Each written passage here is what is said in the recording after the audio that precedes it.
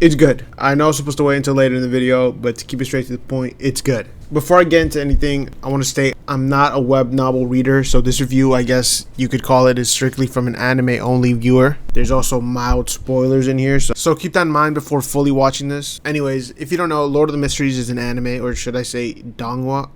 I probably fucked up the pronunciation, sorry. Anyways, Lord of the Mysteries is a donghua based on a very popular Chinese web novel by Cuttlefish. It's set in a Victorian-inspired world filled with occult horrors where the main character, Zhou Mingrui, I probably fucked up that pronunciation as well, finds himself reborn as Klein Moretti after performing a quote-unquote lucky ritual in his original world. This donghua is technically an isekai, but it takes a much darker approach, blending mystery, supernatural forces, and cosmic horror in a way that sets it apart from your typical reincarnation story. I first heard about the web novel like maybe 4 to 5 months ago when it was revealed they were making like a video game based on the novel. It came on my feed and the game like they were showcasing looked really good, but I had no idea what it was based off of, so I looked further into it and I came across the Lord of the Mysteries subreddit. And let me tell you, they do a great job at making you want to read it, going as far as calling the novel a masterpiece. People on the subreddit have even said they cried 4 times while reading it and that it's changed them on a personal level. Meanwhile, Twitter users are claiming it surpasses anime like Attack on Titan, One Piece, Solo Leveling, and more. And while I don't doubt the solo leveling part, you can really see the kind of hype this series is built. I personally read very little of the novel, not because it wasn't interesting or anything, but because I also heard they were going to animate it, and I preferred waiting for the animation instead of reading it at the time. Anyways, to get into why I think the donghua was good. The donghua was, like I said earlier, set in a Victorian-inspired world where people gain supernatural powers through dangerous potions,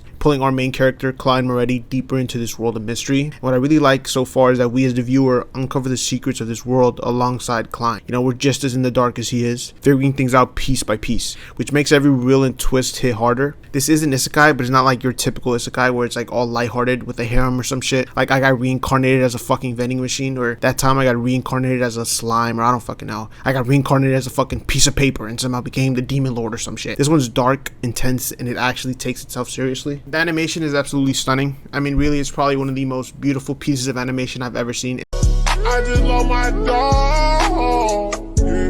And I'm not even trolling. It looks like every single frame was painted with like love and obsession. From the Victorian city we're first introduced to this strange place we're taken into when Klein goes into his divine realm. It's so beautifully animated, and you could tell that the animators put a lot of work into this. So you could get the guarantee it's not a slideshow anime at the beginning after the end. The action is also beautifully animated, which is something I want to get into. The action in this donghua is really unique because it's not just like punches and kicks and combos flying around looking like fucking Canelo in his prime. Not that there's anything wrong with punches and kicks, and yeah, there's some of that in the anime too, but what really makes it stand out is how they use their abilities. Every move feels like they're fucking ulting or pulling off some insane shit. It doesn't feel like mindless brawling, it feels calculated, intense, and every clash feels like it actually matters, which makes the fights hit way harder. In the latest episode, they even have a fight doing straight up rituals. You'd think that sounds slow or boring, but it's the exact opposite. It's loud, intense, and chaotic, and the animation during these scenes is absolutely stunning. One thing I really want to point out is the soundtrack for these episodes is absolutely perfect. They really do a great job at matching the mood, whether it's building tension during the darker, more suspenseful scenes, or it's pulling you even deeper when Klein uncovers a mystery. For example, when Klein enters the divine realm, or whatever it's called, you can really feel the suspense through the music alone. I was in there getting hyped as fuck just when Justice and the Hangman first met, or when Klein asked them both to pray to the 3-part honorific name and they question whether he's a god or not. The soundtrack takes those moments and pushes the tension to a whole new level. The characters themselves also seem super interesting. Like each and every one of them is like hiding something, whether it's good or bad. The world itself feels so vast and full of life, and as the viewer you just can't wait to learn more about its secrets and how everything connects. However, that's not to say that donghua was perfect. Apparently web novel readers have had a huge issue with the pacing of the first few episodes. I personally didn't notice this as much, being an anime only viewer, but I do want to bring up episode 2 and how it feels like it